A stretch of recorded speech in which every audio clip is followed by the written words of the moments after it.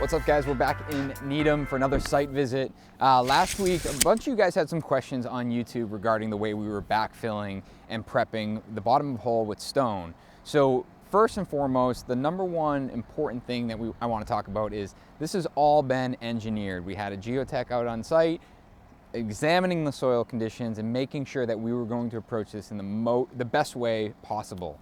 A few of you guys talked about stone compaction. Yes, stone does not compact necessarily. However, you do run a compact over it to get a nice tight base layer.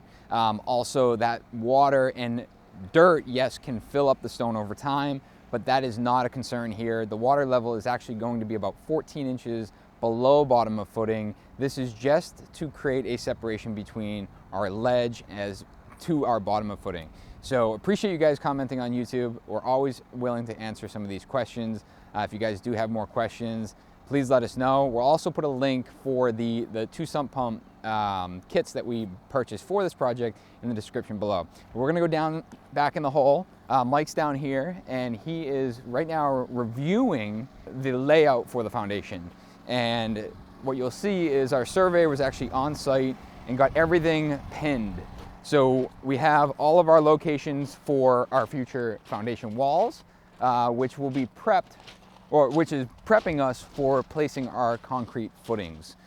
So where Mike is standing is actually at the front corner of the house, which is directly behind our beloved one-car garage. I know you guys think that it's super funny to have a one-car garage. This house has 3 cars.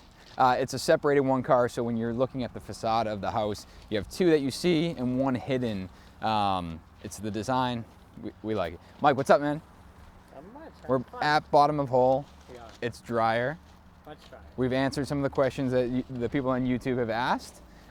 We also want to give a shout out to the guy that reached out about the Radon system. Mike, we were just talking about this in our production meeting. Yeah. Originally made a ton of sense. Hey, come out of the top of that cap, go right up to the roof. It's super simple, but we didn't think about serviceability. Yeah, if the pump dies, how are you going to be able to disconnect that quick? Exactly. So this is a big reason why we do the YouTube, not only to share with you guys, but to get this immediate feedback. It makes us course correct when we're in a position that we can be course corrected and always be thinking about how we achieve the best results. Yeah. Speaking of which, survey was on site. Yep. Walk me through what you got going on. So right now we've gone through and we pinned the foundation wall for like the main footprint of the house. And we're kind of dividing this up. We're gonna, in our garage areas, we don't need a full height wall there, so we're not gonna focus on that right now. We'll excavate for that later. So right now it's the main house with like front entryway. And so we've pinned all our locations. Right now I'm going through, double checking, making sure the dimensions that we have pinned jive with our plans. We would hate to find out later that, something's off a couple inches one way or the other. So, which I think we did. There was a discrepancy on the drawings, which, this is we exactly why we do this. Yeah. Actually, just having a phone conversation with someone else that was asking about the way we find our outside corners from our foundation. And we'll have the surveyor out a couple times. Yeah. So they marked the excavation. We got our excavation done. Yep. We hit our base layer. Yep. They came back out, they're pinning the outside corner of our foundation walls. Yep. Now, not footings. That's important to note because our footing is actually about 3 times as wide as our wall. Yep. We're not marking our footings. Do we know why? It jumps around a little bit, and so I'll go through and work with our concrete contractor and lay that out based on how much weight's being displaced on a certain area. Mm-hmm. The structural plans will call out for a different size footing. So this is what, sorry to cut you off, but this is really what is important. Ultimately, the footing can be the whole thing if we really wanted. We wanted to, yeah. But ideally, we need this corner right here to be transferred all the way up to our first floor elevation. Correct. So this is like saying, hey, this is what you got to go off of. If your footing shifts in one direction or the other, so be it. Yep. So after that, we'll get our footings placed and the survey will come back out and then pin these locations again on top of our footing. Yep. So right now you can see there's tiny little nails in the center of each of those pins, and that's like... This right here. Yep, that's spot on where the corner is going to be. So that will just get transferred up, and then they'll actually be able to set that in concrete. And then when they come back and set the corners of their walls, it's going to be right on where we need it. Gotcha. So walk me through. We're waiting on our concrete guy. He's got rebar coming. Yep. He's going to come in, form the footings. Yep. And then what? So we'll do footings, place that, get that stripped, spray the top of the footing with a capillary break, or possibly use another product that was mentioned to us for seeing if we can, pull some strings. What was that product called? It's Fast Foot. Fast Foot. We did look into it. Yep, there's 2 local dealers. One I haven't been able to get in contact with. Another guy, it's funny enough, it was our geo engineer that we brought in is also a dealer for this product, and he's got a couple of rolls laying around, so we're seeing if we can get our hands on that and it's not sold already. Yeah, so it will take a little bit of, we can't pause the project, but Nope. It's a great solution. If we can't use it here, we might. Definitely on the next one. Yeah, definitely I think use it it's on a the next great one. idea. So we'll get our capillary break. Yep. And then we're actually going to pause on concrete for a bit. Yep, we're gonna bring in all the stone for infilling with our footing, get the interior drainage done, and take care of that stuff before we have 9-foot tall concrete walls in our way. Because then it'd be really difficult to get the stone inside. Sure. Whether you're using a stone slinger or you're trying to get a bobcat down in the hole, it's going to be a pain in the butt. Yeah, right now we got a nice little ramp on the backside. We can drive in, pop right up and over the footing, get all our stone and everything in here and continue on. So I want to talk about a couple things. So these are our main foundation wall, but I want to walk in this direction here. So we are over actually where your pump is. Yep. Draining. Main foundation walls. You talked about you're going to have the garage done later. Yep. And one of the reasons being is that we want our main foundation walls up, and then we want to waterproof. So Yep. we have a continuous waterproof layer around the entire main foundation, and then we'll attach our garage, which doesn't have to be waterproofed on the outside wall. Correct. And that might be a little loud for the mic.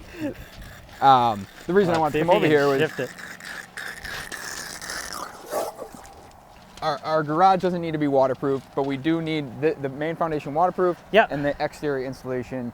Here we're going to be using the Tough and Dry system. Yeah. So the Tough and Dry, it's a similar Tremco waterproofing. Yep. Sprayed on. And then a applied fiberglass exterior insulation. Yep. 2 1/4, I believe, is the thickness. Right. So a little bit different than our Rhode Island build. This isn't a passive build. We don't have an exterior insulation detail. This will all be subgrade. But where we're standing is a staircase. Correct. This staircase ends up where? Inside the garage. So there's no bulkhead Nope. on this project.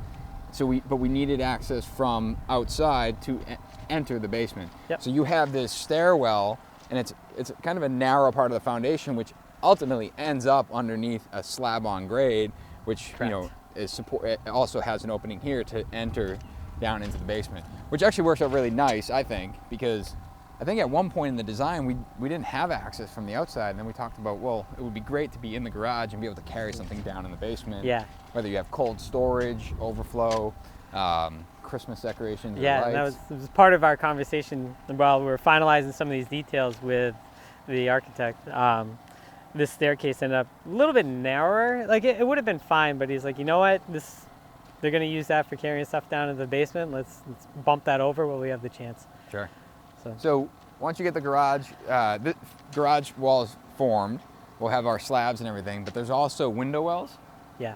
So what's the window well detail? So around all the basement windows, we wanted to do something that, a little bit nicer. So we're kind of playing around with different ideas, whether it gets veneered with a stone or something like that. But we're going to place them with concrete. Mm-hmm. And, we're going to oversize them a little bit to give us some flexibility and kind of, down the road, at least dress them up, make them look a little bit nicer instead of just poured concrete. And we're going to have a little bit of an oversized window in there to pour that light down into the basement. Yep. Ultimately, it's really just kind of an overflow kids' rec room, something like that. A gym, maybe stuff like that. Maybe a gym, maybe a theater. Who knows how that develops over time. I don't know, I think we need a bowling alley. A bowling alley? Let's look how long. We could do it. Let's do it. All right, we'll need everyone to vote. Should we do a bowling alley in this house? And the homeowner's probably going to message us. Like, no way, we're not doing that. Like, what are you guys talking about? Like, stay on track. I appreciate you guys sticking around for another episode of Site Visit. Mike, thank you for joining me. I appreciate you being in this. I'm excited to see concrete go in. Him and I have a little thing going on that when he goes vertical, I get a trailer. I get the office trailer. Until then, he's working in his truck, with the laptop up on his lap. We'll get there. But next time we're here, we'll be seeing some concrete. And then we got some awesome framing details. I know you've been working with the guys over at Duration Mold and Millwork. There's a bunch of swoops on the roof that we're going to be fabricating out of Boral. And just the overall framing package on this thing is going to be really cool. It is. So you got a lot of work to do. I do. We'll see you guys next time.